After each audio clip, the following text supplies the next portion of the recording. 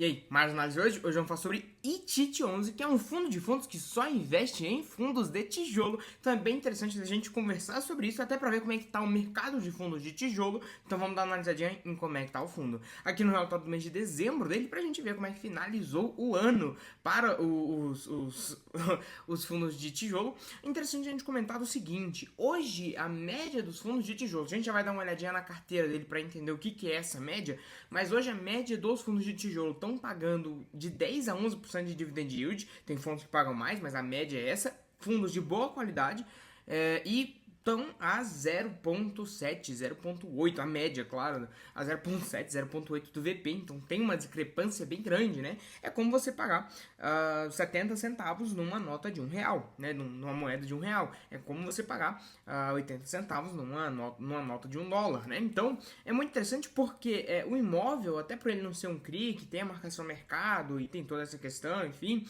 o imóvel, por ele ser físico, aluguel, tá lá, economia real, é muito mais fácil da gente conseguir distinguir isso. Então é interessante a gente comentar sobre isso, porque quando a gente fala de imóveis, o desconto ele fica maior do que num fundo de crédito, mas para mim deveria ser menor, né? Porque, querendo ou não, é um imóvel físico e claro que tem os seus riscos ali, mas de toda forma o imóvel se valoriza com a inflação, então você tem ganhos escondidos, né, que de uma hora para outra surgem aí, então você tem ganhos que você pode não esperar. Já no CRI não, acontece de acordo com o normal, né, você já tem como prever, então você consegue precificar muito bem, então para mim o fundo de tijolo tem essa vantagem. Mas aí quando a gente vai para o relatório do fundo, ele comenta um pouco mais da metodologia, da TEVA, enfim, quais são os critérios aí, tem que ser fundos grandes, tem que ser fundos com muita liquidez, negociados na B3, claro, enfim.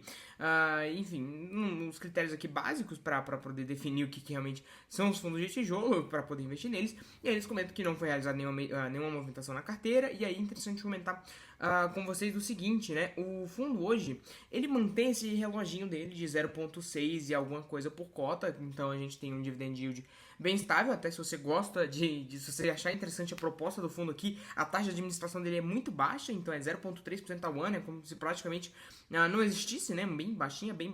Então se você gostar da proposta do fundo também, uma forma de diversificar em fundos de tijolo, você já tem também uma opção também para você poder fazer isso, e um fundo que paga sempre bem tranquilo, praticamente distribui o que tem de resultado, porque não faz sentido guardar, enfim. E aí hoje, justamente o que eu comentei com vocês, hoje esse fundo tem um potencial de upside de mais ou menos 50%, então é bastante coisa em fundos de tijolo, 50% em fundos de tijolo, bastante coisa, e de toda forma demonstra que justamente a indústria média de fundos de tijolo estão com esse desconto de 30%, 20% em relação ao VP deles, então é bem interessante a gente comentar sobre isso, porque é um desconto bem grande, diferente de uma ação que você tem que fazer todo um valuation que muda de acordo com as métricas, enfim, aqui a gente tem um valuation feito por uma empresa grande, as avaliadoras de mercado, que vão fazer esse valuation pra gente e vão entregar pra gente qual que é o valor justo do imóvel. Muitas vezes a própria gestora faz um valuation também, então a gente tem um valor justo ali do imóvel, um valor patrimonial muito mais assertivo e experiente do que se você pegar e fizer um valuation aí do zero. Então, diferente de uma ação, a gente consegue chegar num valor justo com mais tranquilidade, consegue se balizar nisso, né? Não é como um preço ou valor um preço sobre valor patrimonial, né, das ações, então de toda forma sobre os ativos, enfim. Então aqui a gente tem a precificação bem mais tranquila de fazer, pelo menos na minha opinião. E aí quando a gente vai para a carteira do fundo, a maior parte são em fundos grandes, então HGLG, KNRI, XPLG, XPML, BTLG, BRCO, que não tem novidade nenhuma, são os maiores fundos aí da indústria. E aí quando a gente vai descendo um pouco mais, ele vai tendo alguns fundos diferentes, diversificando, enfim, mas de toda forma não deixa de ser os maiores fundos nos seus respectivos segmentos. Então, a RBVA maior de renda urbana, de varejo, né? LVBI também, um top 5 aí dos de logística, GGCR top 10 de logística aí, GTWR é um fundo de R$1 bilhão, querendo ou não, né? Então, é um único móvel, enfim, mas é R$1 bilhão, enfim, de patrimônio. Então, a gente tem os fundos, né, sem inventar muita moda, tem vários fundos aí. O único que eu acho que foge um pouco da proposta, por exemplo, é o RZAT e o RZTR, inclusive tava por aqui o RZTR, porque o RZTR e o RZAT funcionam, eles investem em imóveis, mas ele tem um funcionamento de um CRI, né? Inclusive tem análise do RZTR lá na comunidade, se você ainda não conhece, vou deixar o link aqui na descrição. Mas é interessante comentar sobre isso, e aí quando a gente vai para a diversificação da carteira dele, 40% em logísticos quase, e aí 20% em híbrido, mais 20% em shoppings e varejo, e 15% em lajes comerciais, né? De toda forma, eu acho que poderia investir mais em lajes, eu sempre gosto de investir mais em lajes, mas e menos em varejo, né? É o meu perfil pessoal aqui. Mas de toda forma, tem uma proposta interessante o fundo de mostrar como é que tá o segmento, né? O segmento dos mercados do mercado de fundos de tijolo. Então, pagando um yield muito alto, porque o cap rate médio da indústria é uns 8%, só que está muito descontado, aí vai para 10, 11% o dividend yield. O P sobre VP é para estar no que o fundo está hoje, né? O fundo está um pouquinho descontado, 7% de desconto em relação ao VP. Era para estar nisso, porque para mim, de toda forma não, né? Tá precificado, enfim. Mas o fundo de fundos aqui tá com a resiliência boa, até por ser um fundo de fundo pequeno, né? Tem 11 mil cotistas e 60 milhões de patrimônio, é quase nada também.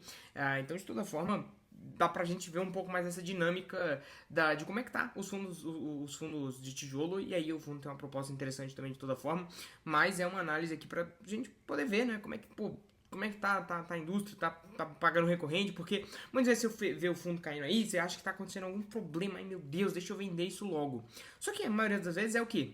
O fundo está caindo para poder pagar o mesmo tanto de dividend yield do que pagaria, por exemplo, o CDI. Então, quanto for menor o cap rate do fundo, quanto mais alavancado ele tiver e mais dinheiro em juros ele vai ter que gastar e menos rendimento sobra, mas o fundo fica descontado para ele poder pagar o mesmo tanto que o CDI. Só que a diferença aqui é que todo mundo acha que quando o CDI tá alto, todo mundo acha que o CDI vai só aumentar, vai chegar a 15%, 17% e vai ficar ali em 17% pro resto da vida.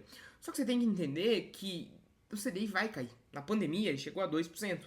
E aí, nesses momentos em que o CDI paga 2% e um fundo de tijolo que tem imóveis físicos, que tem um cap rate de 8%, que não muda, aí nessa hora você começa a ver os fundos sendo negociados a um PVP de 1, a um PVP de 1.1, a um PVP de 1.2, a um PVP de 1.3, de 4.4, 1.5 e assim segue. Eu já vi fundo ser negociado a um PVP de 1.6. Então, só pra você ver o quão que o mercado ele é irracional. Porque ele faz essas trocas. Então, quem hoje está comprando, por exemplo, a 0.8 do VP, se o fundo, o que é muito difícil de acontecer, mas o fundo chegando a 1.6, você dobra o seu capital. Então, por que as pessoas não compraram o fundo quando ele estava 0.8? Porque ninguém entende essas dinâmicas. Todo mundo é manadinha. Ele vai onde está todo mundo falando. É onde está todo mundo falando, renda fixa, renda fixa, renda fixa, o cara vai lá na renda fixa. E aí, no momento que tá bom para comprar o fundo imobiliário, porque ele tá pagando igual a renda fixa, porque afinal ele já tá com esse deságio proporcional, ele tá abaixo do VP. Por conta disso, para pagar o mesmo tanto que a renda fixa.